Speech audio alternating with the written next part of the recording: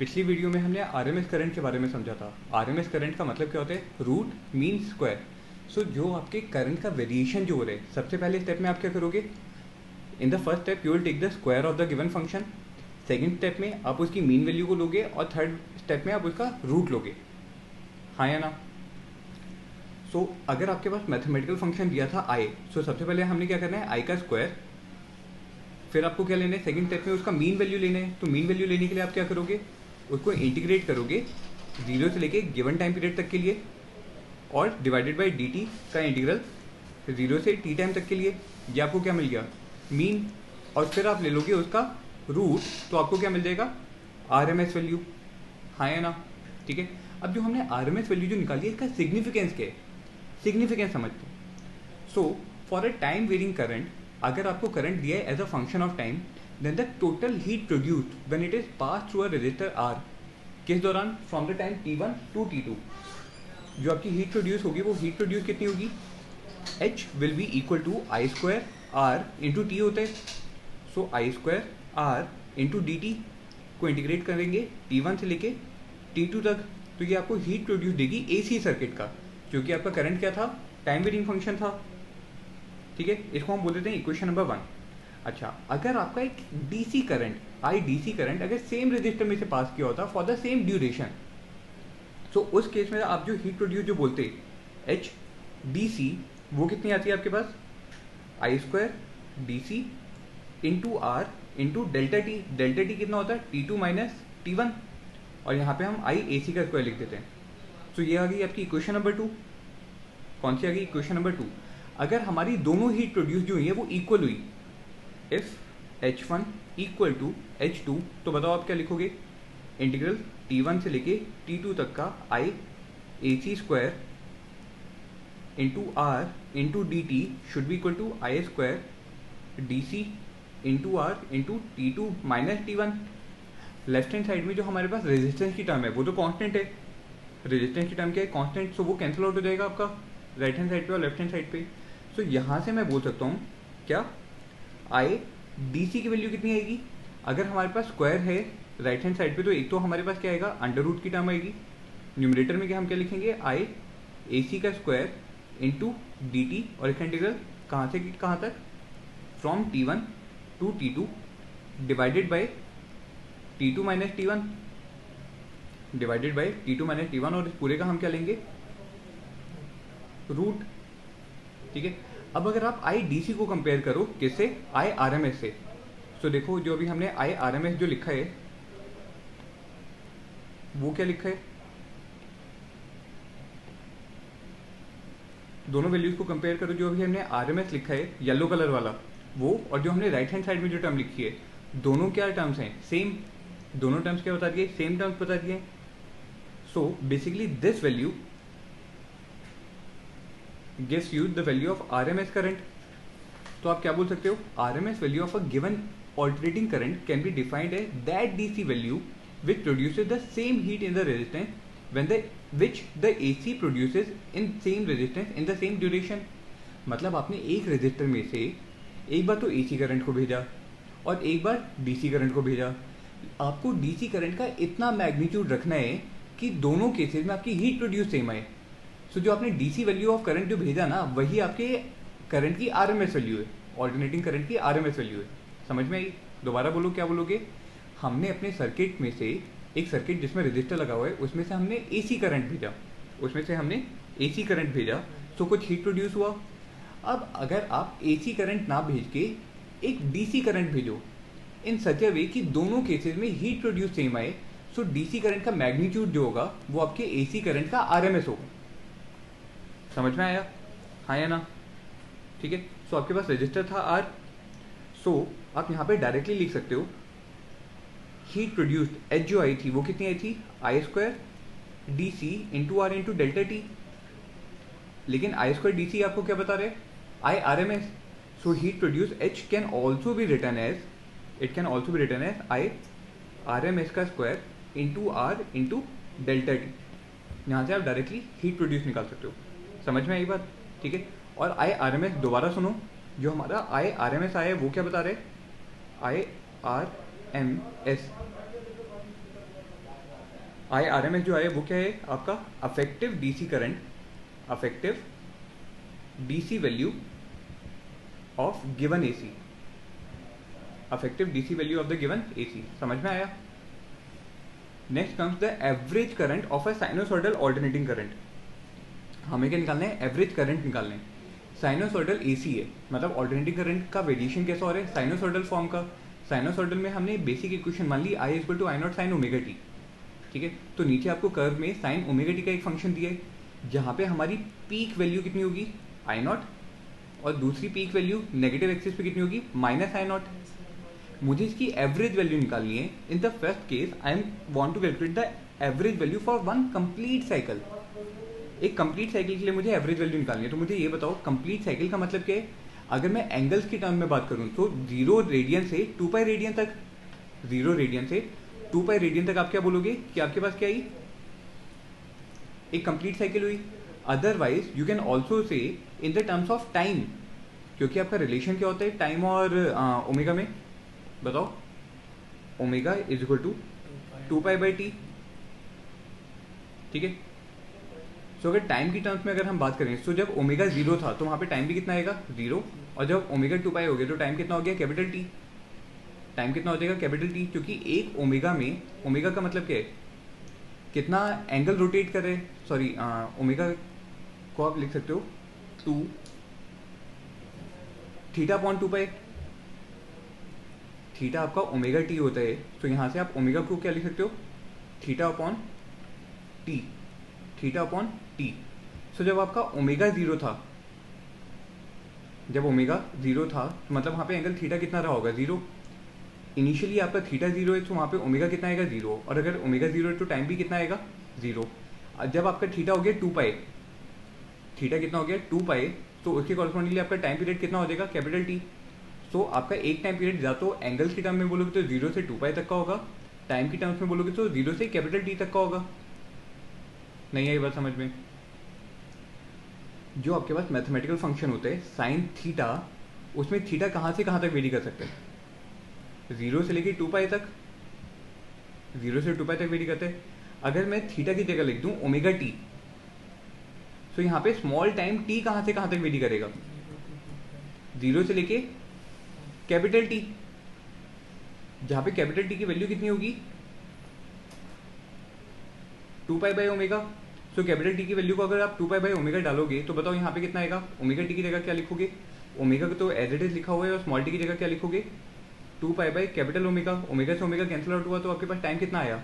2 पाई का ना, जो आपका कितना था? एंगल की टर्म्स में था। इसलिए जब हम एंगल की टर्म्स में बात कर रहे हैं तो आप बोलोगे कि वेरिएशन कहाँ से कहाँ तक का होगा? From 0 to 2 pi. टाइम की टर्म में बात करोगे तो 0 से लेके कैपिटल टी टाइम पीरियड। समझ में आया? इस दौरान अगर मुझे अपने फंक्शन का एवरेज वैल्यू निकालनी है, फंक्शन की क्या निकालनी है? Average value. तो वो एवरेज वैल्यू कैसे निकालेंगे? हम बोलेंगे I average will be given by integral I D T divide by integral D T. और इंटीग्रल लिमिट कहाँ से कहाँ तक होगी? एक कंप्लीट साइकिल की बात करें तो 0 से लेके टी तक की, 0 से लेके टी तक की। आई की वैल्यू पुट करो, कितना लिखोगे आप यहाँ पे? आई की वैल्यू को पुट करोगे तो मैं ये सारे इरेज कर रहा हूँ यहाँ से। हाँ, तो इसको जब हम सॉल्व करेंगे तो आई की वैल्यू कितनी लिखेंगे? आई नॉट साइन ओमेगा टी का integral divided by D T का इंटीग्रल कितना आएगा? टी, टाइम लिमिट 0 से लेके टी तक की। न्यूमरेटर को अगर इंटीग्रेट करोगे तो आई नॉट तो आपका इंटीग्रल साइन से बाहर आ जाएगा। साइन ओमेगा टी का इंटीग्रल कितना आएगा? Minus cos omega T upon omega divided by denominator में तो आपके पास आएगा टाइम पीरियड टी। न्यूमरेटर में हम अपनी लिमिट्स पुट करेंगे। लिमिट कहाँ से कहाँ तक की? 0 से लेके कैपिटल टी तक की। लिमिट पुट करो, आई नॉट तो एज इट इज है, ओमेगा बाहर आ जाएगा, और डिनोमिनेटर में आपके पास एक कैपिटल टी बचेगा। अब जो हमारा फंक्शन है, फंक्शन कौन सी वैल्यू है हमारी यहाँ पे? जो पिंक कलर के ब्रैकेट के अंदर डालिए, ये आपका मैथमेटिकल फंक्शन है। इसमें हमें लिमिट्स पुट करनी है। लिमिट पुट करो, जो नेगेटिव साइन है उसको भी हम बाहर ले गए, जो यहाँ पे नेगेटिव साइन है उसको भी हम बाहर ले गए, तो आपके पास बचेगा क्या? Cos omega T. सबसे पहले अपर लिमिट पुट करोगे तो क्या लिखोगे? Cos omega into capital T minus cos omega into 0, ये चीज़ लिखोगे। ओमेगा की वैल्यू कितनी होती है? 2π/t minus cos omega into zero कितना हो गया 0, टी से टी कैंसिल आउट होगा, क्या बचेगा cos 2π की वैल्यू कितनी 1, cos 2π की वैल्यू कितनी होती है 1 माइनस cos 0 की वैल्यू कितनी है 1, 1 माइनस 1 कितना हो गया 0, सो नेट कितना आ गया 0। समझ में आई बात। सो अगर आपके पास एक ऑल्टरनेटिंग करंट है जिसकी बेसिक इक्वेशन क्या है I equal to I not sine omega T, so उसकी एक कंप्लीट साइकिल में एवरेज वैल्यू कितनी आई 0, एक कंप्लीट साइकिल में एवरेज वैल्यू कितनी आई है 0। सो अब हम निकालेंगे average value of this alternating current for half cycle.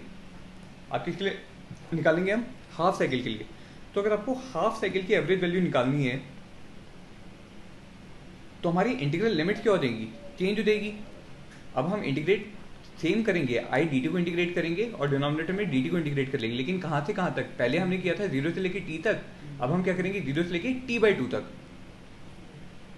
ठीक है, तो जब हमने इसको इंटीग्रेट किया था तो क्या आया था minus I not upon omega cos omega T divided by T, और यहाँ पे जो हमारी इंटीग्रल लिमिट है वो कहाँ से कहाँ तक की जाएगी 0 से लेके t/2, यहाँ पे 0 से लेके t/2, हाँ या ना, पुट करो value, minus I not upon omega तो एज इट इज है। अब जो हमारा मैथमेटिकल फंक्शन है पहले उसमें अपर लिमिट पुट करो, so cos of omega into t/2 minus cos omega into 0 divided by denominator में डालो t/2 माइनस 0। अगले स्टेप पे देखो minus I not upon omega cos omega को हमने लिखा 2π/t into t/2 minus cos 0, और डिनोमिनेटर में आपके पास कितना आएगा t/2, 2 से 2 कैंसिल आउट होगा न्यूमरेटर में, t से t कैंसिल आउट होगा, कॉस पाई बचेगा, कॉस पाई कितना होता है -1, कॉस पाई कितना होता है -1, सो it will B minus omega not I not upon omega into -1, और कॉस 0 कितना होता है 1, -1 माइनस साइन का तो माइनस रहा, कॉस 0 कितना है 1 डिवाइडेड बाय t/2। ठीक है, और जो हमने न्यूमरेटर में ओमेगा लिखा है इसको भी हम 2π/t लिख सकते हैं, so it can be written है 2π/T। अब इसको सॉल्व करो तो क्या आएगा -1 ऑफ -1 कितना आ गया -2, वो माइनस बाहर वाले माइनस के साथ कैंसिल आउट होके खत्म हो गया, बचेगा कितना 2i0t upon 2π divided by t/2। Numerator में 2 से 2 कैंसिल आउट होगा और t से t भी कैंसिल आउट हो जाएगा, तो आपके पास बचेगा कितना 2i0 अपॉन पाई, कितना बचेगा 2i0 upon pi. So this is the average value of the sinusoidal current over half cycle. समझ में आई हाफ साइकिल की कितनी निकली, पक्की बात। आगे देखो RMS value of the sinusoidal AC हमें कैलकुलेट करने हैं। इस केस में मैं मान रहा हूँ कि जो मेरा साइनोसॉइडल एसी है ना उसकी इक्वेशन क्या ले रहा हूँ, I is equal to I not sine omega T plus 5। कैसा भी मैथमेटिकल फंक्शन हो हमें इसका आरएमएस वैल्यू निकालना है। ठीक है, सो इन सच केस मैं अभी आपको सॉल्व करके दूंगा फुल साइकिल के लिए। आप किसके लिए निकालोगे, हाफ साइकिल के लिए खुद निकाल के देखना, या फिर मैं हाफ साइकिल के लिए सॉल्व करवाता हूँ, आप खुद फुल साइकिल के लिए निकाल के देखना, और तब आप रियलाइज करोगे कि दोनों की वैल्यूज क्या आती हैं, सेम आती हैं। दोनों की वैल्यू क्या आती है, सेम। देखो कैसे करेंगे, हमें क्या निकालना है, root mean square value, function given है। सो जब आपको करंट की रूट मीन स्क्वायर वैल्यू निकालनी है तो सबसे पहले आप क्या करोगे, करंट का स्क्वायर करोगे, मैथमेटिकल फंक्शन मिल गया, इसको फिर आप इसका मीन वैल्यू लोगे। सो मीन वैल्यू लेने के लिए ये किया, और उसके बाद आप क्या लोगे, उसका रूट। सो आपको क्या मिल गया, रूट मीन स्क्वायर वैल्यू। लेकिन हम जब आपने स्क्वायर लेने के बाद जब आपने मीन वैल्यू निकाली, सो मीन वैल्यू आप या तो हाफ साइकिल के लिए डिफाइन करोगे या फुल साइकिल के लिए डिफाइन करोगे। मैं यहाँ पे डिफाइन कर रहा हूँ हाफ साइकिल के लिए। सो इंटीग्रल लिमिट क्या होंगी, 0 से t/2 और 0 से t/2, और फिर हमने उसका ले लिया रूट, तो क्या मिल जाएगा हमें RNS वैल्यू। देखो अब मैं एक एक करके सारे स्टेप्स को सॉल्व कर रहा हूँ और लास्ट में हम RMS वैल्यू निकालेंगे। तो सबसे पहले मुझे क्या करना था, स्क्वायर करना था फंक्शन का। हमने फंक्शन का स्क्वायर किया, तो गिवन फंक्शन क्या था I0, आई, उसका स्क्वायर करेंगे तो क्या आएगा, I0 square sine square omega T plus 5। ठीक है, फिर हमें क्या करना है, इसका एवरेज लेना है। सो इसको इंटीग्रेट करेंगे, डिवाइडेड बाई dt का इंटीग्रल होगा, कहाँ से लेके कहाँ तक के लिए, 0 से t/2 और 0 से t/2, और फाइनली हम क्या लेंगे, उसका अंडर रूट। तो हमें क्या मिलेगा, RMS वैल्यू। अब देखो न्यूमरेटर का इंटीग्रल देखो क्या आएगा, I0² तो इंटीग्रल साइन से बाहर आ जाएगा। साइन स्क्वायर ओमेगा टी को हम कैसे लिख सकते हैं, using cos 2 theta is equal to 1 minus 2 sine square theta. cos 2 theta कितना होता है, 1 माइनस 2 साइन स्क्वायर थीटा। लिख देता हूँ पहले मैं आपके लिए,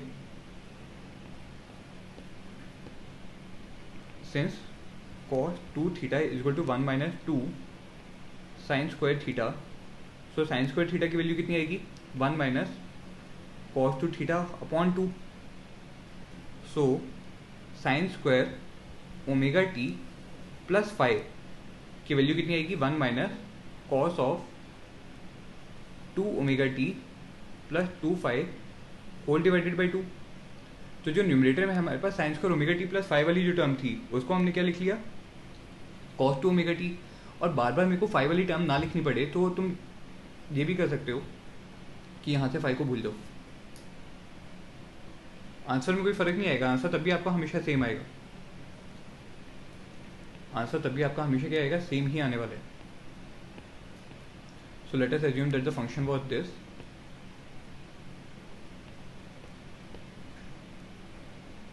ठीक है।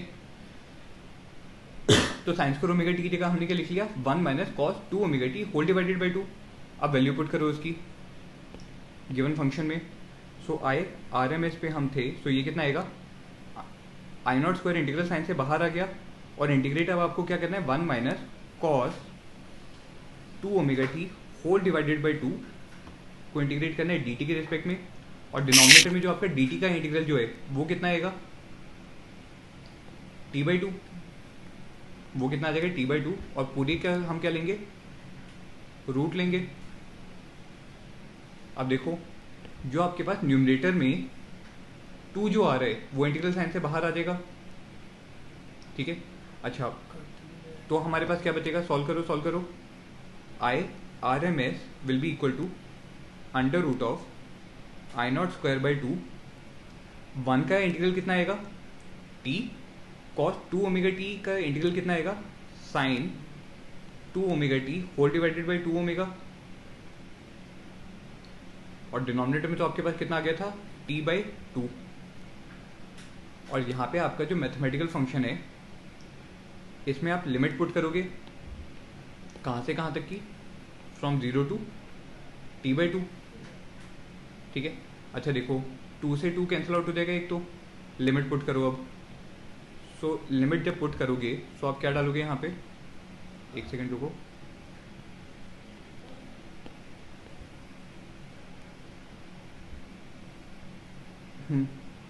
तो यहाँ पे आपको लिमिट क्या डालनी है, this will become I0² by T, small T की जगह हम क्या पुट करेंगे, t/2 माइनस 0 माइनस 1/2 ओमेगा, और क्या बचेगा, sine 2 omega T. So sine 2 omega into t की जगह क्या पुट किया, t/2 माइनस साइन 0। यही टर्म आएगी या नहीं आएगी, जब सॉल्व करोगे यही टर्म आएगी ना। कितना लिखोगे इसको, साइन 0 और इस पूरे का क्या चल रहा है, रूट। अब बताओ जो हमारे पास साइन 2 ओमेगा टी वाली जो टर्म है जब उसको सॉल्व करोगे तो वो कितना आएगा, सिर्फ इतनी टर्म को मैं सॉल्व करवा रहा हूँ, कितनी टर्म को, ये वाली टर्म। इस टर्म को देखो, इसको क्या लिख सकते हो, साइन 2 से 2 कैंसिल आउट होगा, ओमेगा को क्या लिख सकते हो, 2 by capital T divide by T minus sine 0। ये ब्रैकेट पूरा का पूरा सॉल्व हो गया, यहाँ से लेके यहाँ तक का, टी से टी कैंसिल आउट होगा, बचेगा कितना, साइन 2 माइनस साइन 0। साइन 2 की वैल्यू कितनी होती है, 0, साइन 0 की वैल्यू कितनी होती है, 0। तो मतलब बेसिकली आपके पास ये पूरी टर्म क्या हो गई, 0। सो 2 ओमेगा भी क्या हो जाएगा, खत्म हो जाएगा। और देखो क्या बचेगा, under root of I0² by T into t/2, T से टी भी कैंसिल आउट होगा। सो कितना बचेगा आपके पास, I0 बाई √2। This is the value of root mean square value. समझ में आई, RMS वैल्यू हमें कितनी मिली है, पक्की बात। सिमिलरली अगर आपको करंट की जगह इसमें क्या दे दिया होता, ईएमएफ दिया होता। कैसे? E is equal to E naught sine omega t अगर दिया होता, सो ईएमएफ की आरएमएस वैल्यू अगर आपको निकालनी होती तो वो कितनी आ जाती? E naught by root two. समझ में आया कितनी आ जाती वो? E naught by root two. General directly आप लिख सकते हो, ठीक है। तो कुछ मैथमेटिकल फंक्शन जो आपको याद रखने हैं वो क्या याद रखने हैं कि अगर इस टाइप के आपको मैथमेटिकल फंक्शंस गिवन हो, सो उनकी स्टैंडर्ड वैल्यूज जो आती हैं वो मैंने आपको यहाँ पे बताई हैं। ये चाहो तो आप डायरेक्टली एज अ रिजल्ट भी यूज़ कर सकते हो आपके एग्जामिनेशन में, ठीक है। अच्छा, साथ में आपको एक चीज़ ध्यान रखनी है, हमारे इंडिया में जो हम बोलते हैं कि घर पे जो वोल्टेज जो आ रही है वो कितना आ रहा है? 220 वोल्ट। वो 220 वोल्ट जो होता है वो आपकी बेसिकली आरएमएस वैल्यू होती है। कौन सी वैल्यू होती है? RMS value. तो अगर आपको आरएमएस वैल्यू, इधर देखो, अगर आपको आरएमएस वैल्यू गिवन है तो इस वाले फॉर्मूले से आप आई नॉट की वैल्यू कितनी लिख सकते हो? I naught is equal to root two into I R M S. Similarly E naught is equal to, E naught लिख लो या वी नॉट, इसको हम ऐसे करते हैं वी नॉट के टर्म्स में लिख लेते हैं। So V is equal to V naught, so it will be V naught by root two V R M S. So what you can write is that V naught की value कितनी आएगी? V R M S into root two, इस वाली equation से। अब जो आपके घर पे जो पावर सप्लाई जो आ रही है वो कितनी आ रही है? 220 वोल्ट। सो ये 220 वोल्ट जो है ना, 220 वोल्ट्स, ये कौन सी वैल्यू है? आरएमएस वैल्यू है। तो मुझे ये बताओ वी नॉट की वैल्यू कितनी आएगी? 220 root two volts, which is approximately equal to 310 volts. समझ में आया? ये जो वी नॉट जो है ये क्या है? Peak value. जब हमारा करंट कैसे गिवन था? I is equal to I not sine omega t. Current कैसे गिवन था? I is equal to I not sine omega t. तो यहाँ पे आई नॉट क्या था? उसकी पीक वैल्यू। पीक वैल्यू आपको कब मिलेगी? जब साइन ओमेगा टी की वैल्यू कितनी होगी 1, तो आपको पीक वैल्यू मिली। वही तो आपने ग्राफ में प्लॉट की। समझ में आई बात? पक्का? कोई दिक्कत तो नहीं? तो इसलिए आरएमएस वैल्यू जो आपको मिलती है वो कितनी मिलती है? वो तो थी 220 वोल्ट, लेकिन आपको पीक वैल्यू क्या मिली? 310 वोल्ट। आपको मैक्सिमम कितना वोल्टेज मिलेगा? 310 वोल्ट का। बात समझ में आई? हाँ या ना? अच्छा, साथ में हम एक टर्म और लिखते हैं यहाँ पे कि आपको फ्रीक्वेंसी मिली 50 हर्ट्ज की। इस फ्रीक्वेंसी का मतलब क्या है? ये आपको दी हुई है लीनियर फ्रीक्वेंसी। कौन सी फ्रीक्वेंसी दी है? Linear frequency. लीनियर फ्रीक्वेंसी कैसे लिख सकते हैं? F is equal to 50 hertz. जब भी आपको यूनिट दिया है ना, तो यूनिट्स आपको साथ में देखना है। अगर हर्ट्ज में आपको यूनिट दी है तो वो क्या होगी? Linear frequency. What is the relation between linear frequency and angular frequency? You will say that the angular frequency omega is equal to 2 pi f, or it is given by 2 pi by capital T, where capital T is the time period. So अगर आपको linear frequency 50 hertz दी है, so उसकी angular frequency omega कितना हो जाएगा? 2 pi into 50, मतलब कितना हो गया? 100 pi, और इसकी यूनिट क्या आएगी? रेडियन पर सेकेंड। समझ में आई बात? ठीक है। सो आपकी नेट वोल्टेज की इक्वेशन क्या बन जाएगी? Net voltage V is equal to V naught sine omega t. जो हमने लिखा था वहां पे वी नॉट की वैल्यू कितनी आई हमारे पास? 310 वोल्ट, और ओमेगा की वैल्यू कितनी आई? 100 पाई। सो आपने अपनी इक्वेशन क्या लिख दी? V is equal to 310 sine of 100 pi t. ये आ गई आपके पास AC ऑल्टरनेटिंग वोल्टेज की इक्वेशन। समझ में आया कैसे लिखा? पक्का?